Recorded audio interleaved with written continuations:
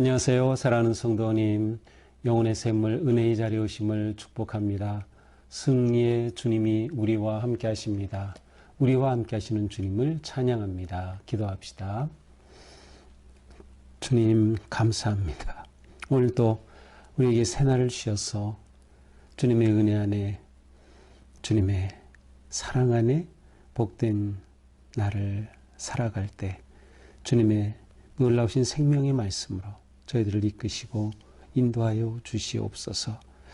매일 주시는 주님의 말씀이 우리에게 너무도 귀한 진리의 말씀 되어서 우리의 삶이 주님 말씀 위에 든든하게 세워지며 또한 진리의 말씀으로 이 세상의 모든 일들을 분별하며 하나님의 크신 뜻을 찾아갈 수 있도록 함께하여 주시옵소서.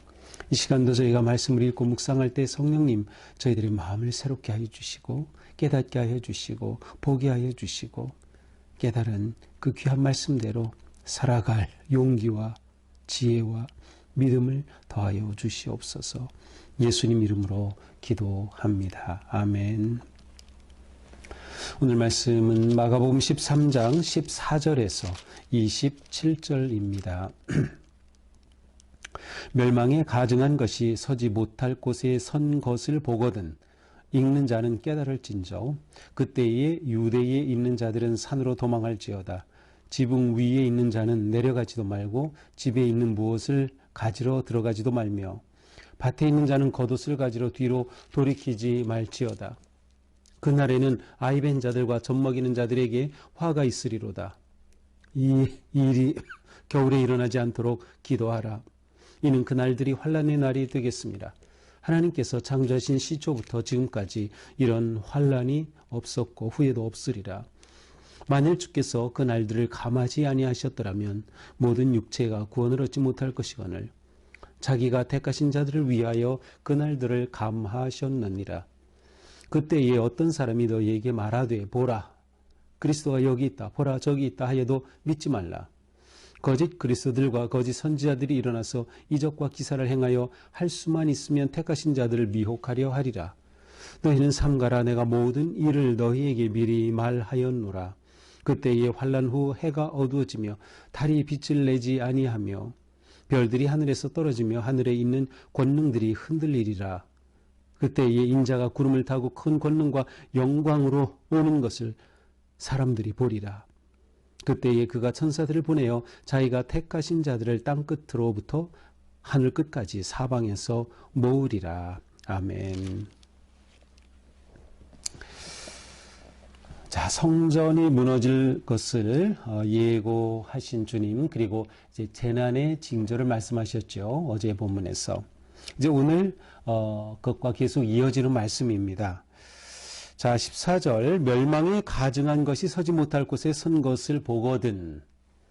자, 일단 여기에서 서지 못할 곳에 선 것. 자, 서지 못할 곳은 어디 있냐면 성전입니다. 예, 성전은 하나님의 임재하신 가운데 하나님의 그 놀라운 영광의 임재를 상징하는 법궤가 있고 그 위에 그룹이 이렇게 덮고 있고 그 궤 안에 하나님의 놀라운 계명, 십계명의 돌판과 또 아론의 쌍난 지팡이가 담겨 있었죠. 또 만나가 담긴 그러한 항아리가 그 안에 있었습니다. 하지만 예수님 당시에 그러한 것은 사라졌죠. 하지만 이곳에 성전은 여전히 성전으로서 이스라엘의 핵심, 중심이 되고 있었습니다. 그리고 이스라엘은 여전히 성전을 통하여서 하나님과 교제하며 민족의 정체성을 지켜가고 있었던 것이죠. 그런데 바로 그곳에 서지 못할 것이 섰다는 거예요. 그러면서 이 서지 못할 것을 뭐라고 표현합니까? 멸망에 가증한 것이라고 말씀하십니다. 자, 이 말씀은 일단 성전 파괴 예언이면서 예루살렘 멸망의 예언이기도 합니다. 자, 그때가 언제냐? 성전에 가증한 것이 설 때입니다. 실제로 이스라엘의 역사 가운데는 이러한 사건들이 있었습니다. 예를 들면 바벨론의 포로가 되어가고 성전이 파괴될 때 그 성전이 다 무너지죠. 또한 아주 가장 이스라엘 백성들이 정말 뼈저리게 경험한 사건은 예수님 모시기 167년, 주전 167년에 안티오쿠스 에피파네스가 예루살렘 성전의 제단을 헐어버리고 이곳에 제우스 제단을 쌓았습니다. 그리고 여기에서 돼지를 잡아 제물로 드렸고 이스라엘의 토라, 창세기, 출애굽기, 민수기, 신명기 이 5경의 말씀 토라, 율법을 읽지 못하게 하였고 안식일을 지키지 못하게 하였습니다. 더 나아가서 4만 명에 이르는 유대인들을 학살하였습니다. 이 사건이 예수님 모시기 전에 167년 전에 있었어요. 아마 사람들은 예수님의 말씀을 들으면서 이것을 떠올렸을지 모릅니다. 서지 못할 곳에 곧 성전에 서지 말아야 할 가증한 우상이 서 있는 것이죠. 자, 이러한 것을 너희가 보면 유대에 있는 자들은 산으로 도망해라. 이때는 정말 긴급한 상황이다. 종말의 때가 된 것. 아니면 성전이 멸망하고 예루살렘이 망할 그 때가 된 것이죠. 그러니 지붕 위에 있는 자는 내려가지 말고, 여기서 지붕이라고 되어 있지만 사실은 옥상입니다. 이스라엘의 그 집 구조상 지붕에 올라갈 수 있죠. 그래서 옥상에 있으면 내려가지도 말고 그 정도로 긴급하다는 것을 표현하는 것이죠. 집에 못을 가지러 들어가지도 말라. 밭에서 일하는 사람이면 옷을 가지러, 겉옷을 가지러 돌이키지도 말라. 너무나도 긴급한 상황을 표현하고 있습니다. 그날에는 아이벤 자들과 젖먹이는 자들에게 화가 있으리라. 이렇게 피난하고 도망하고 해야 되는데 임신한 쓰면 얼마나 힘들겠어요. 그렇죠? 또 젖먹이는 어머니 그 아이를 돌보고 아이를 품어야 되는데 어떻게 그렇게 도망하겠어요. 너무나도 힘든 거죠. 그래서 이들에게 화가 있다. 정말 고난이 다가온다. 극심한 고난이죠. 사실 젖먹이는 그런 모습, 임신한 그런 모습 자체는 얼마나 평화로운 모습입니까? 우리가 볼 수 있는 모습 가운데서 정말 평화로운 그러한 모습이 바로 어머니가 젖을 먹이고 또 임신한 그러한 여인의 모습은 정말 아름답고 평온한 그러한 모습이죠. 그런데 바로 이러한 평화가 사라진다는 거죠. 무너진다는 것입니다. 이 일이 겨울에 일어나지 않도록 하라. 겨울은 이제 이 유대 지역, 이 팔레스타인 지역에서는 좀 우기에 해당하는데 이런 때 비가 온다. 너무나도 어려운 것이죠. 또한 이때가 되면 식량난에 봉착할 수도 있는 그러한 때였습니다. 이는 그날들이 환난의 날이 되겠습니다. 하나님께서 창조하신 시초부터 지금까지 이런 환난이 없었고 후에도 없으리라. 정말 얼마나 극심한 환난인지 전무후무한 그러한 환난이 될 것이다. 그러니 하나님의 전에 가증한 것이 선 것을 보면 이때는 정말 피해야 할, 도망해야 할 그런 때다. 이런 역사는 지금까지 없었다라고 말씀합니다. 만일 주께서 그 날들을 감하지 아니하셨더라면 모든 육체가 구원을 얻지 못할 것을.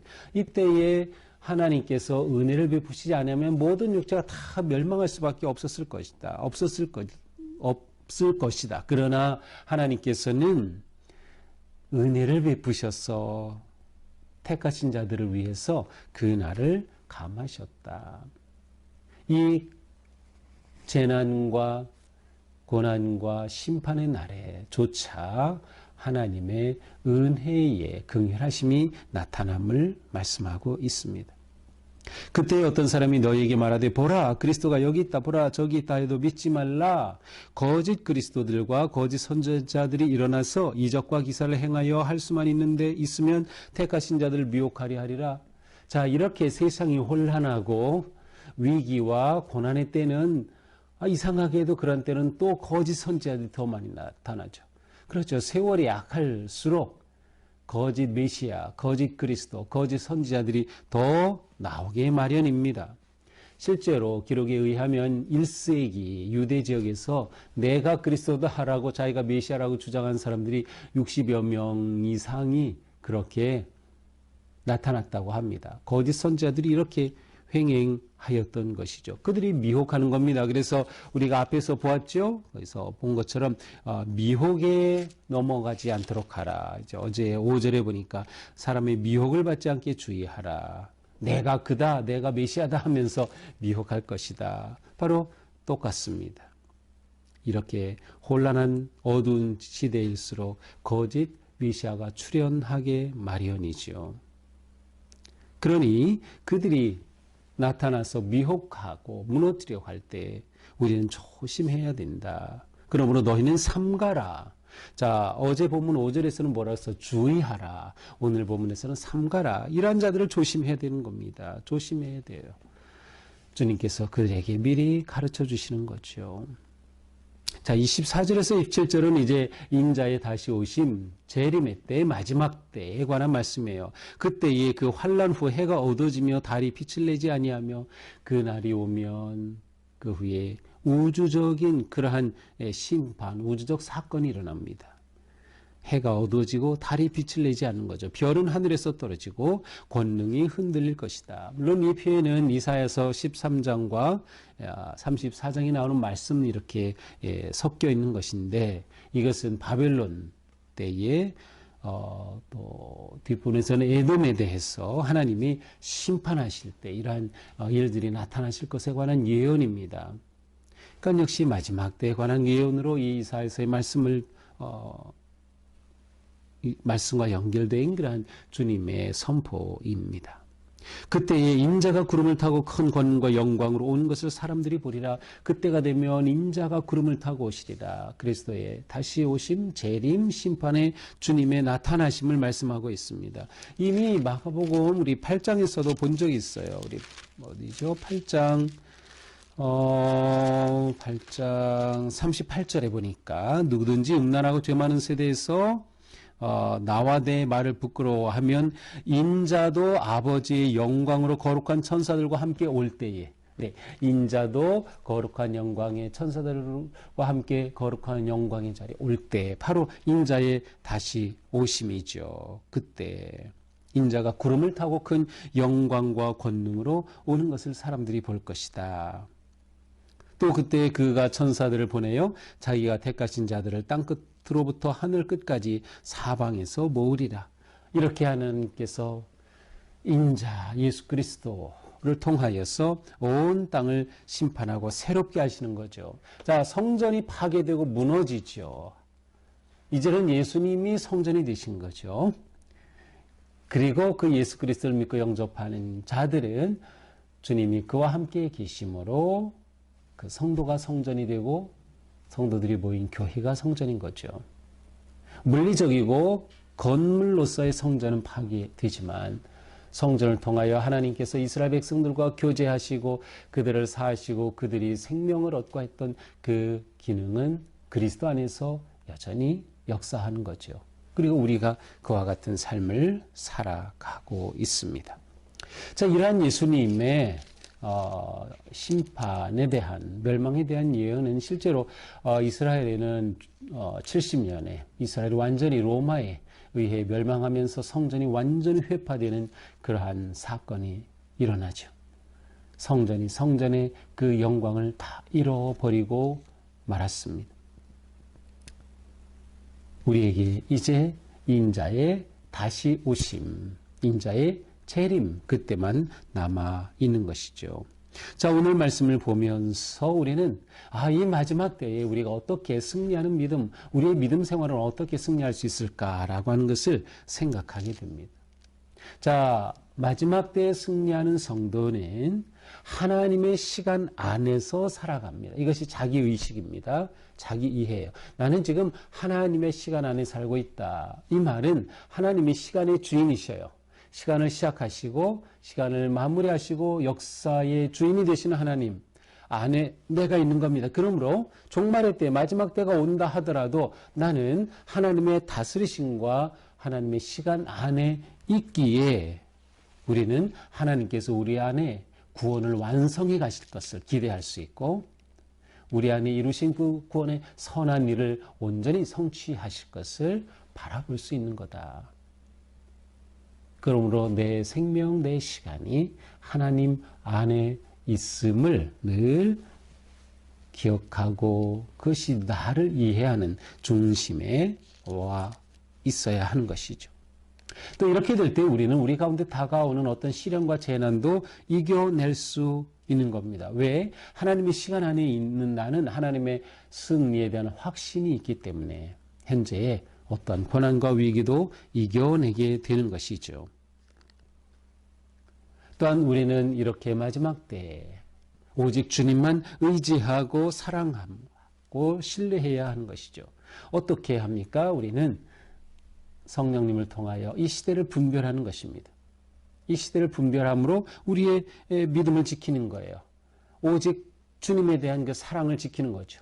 거짓 예언자들, 거짓 그리스도, 거짓 메시아들이 계속해서 나타날 것입니다. 그러나 그 거짓 그리스도를 다 물리치는 거죠. 우리가 진리의 말씀 위에 견고히 설 때 우리는 그 진리의 말씀으로 분별할 수 있고 이 모든 것들을 물리칠 수가 있는 것입니다.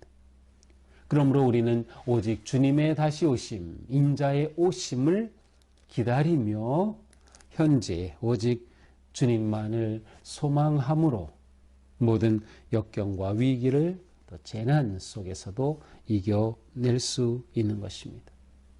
결국 우리에게 중요한 것은 어떤 상황에 있어도 나는 하나님의 은혜 안에 거한다.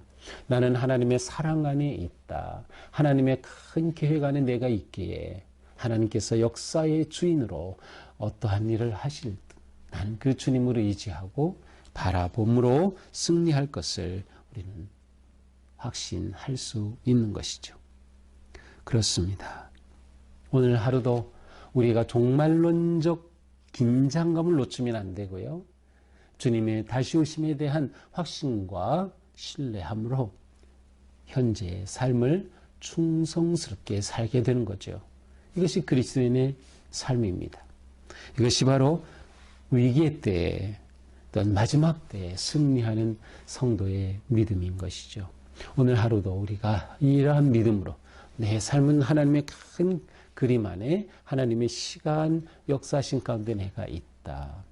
하나님의 선하신 뜻이 이 가운데 역사한다. 인자의 다시 오심으로 승리가 확실하다. 그러므로 내가 지금 어떤 위기와 어려움을 만나든 그 모든 것 속에서 하나님의 은혜를 감사하며 믿음으로 이겨낼 수 있는 그러한 하나님의 복된 자녀로 확신하며 승리하는 하루가 되기를 축복합니다. 기도합시다. 주님, 오늘도 말씀으로 저희들을 새롭게 해주시니 감사합니다. 우리가 하루하루 살아가면서 하나님께서 내 시간의 주인 되시고 내 생명의 시작과 끝이 되어주시며 다시 오실 인자 되신 그리스도의 그 승리의 영광을 바라볼 때 지금 내가 어떤 위기와 역경과 시련과 재난 가운데 있다 하더라도 주님의 은혜 안에 최후 승리를 믿으며 담대히 나아갈 수 있도록 우리를 붙잡아 주시옵소서. 오직 주님 오심 기다리며 깨어 기도하고 열심히 사랑하고 섬기는 삶 승리하도록 인도하여 주시옵소서. 예수님 이름으로 기도합니다. 아멘. 네, 오늘도 주님의 은혜 안에서 우리 삶이 이렇게 거룩하고 또 승리하는 복된 하루가 되기를 축복합니다. 사랑합니다.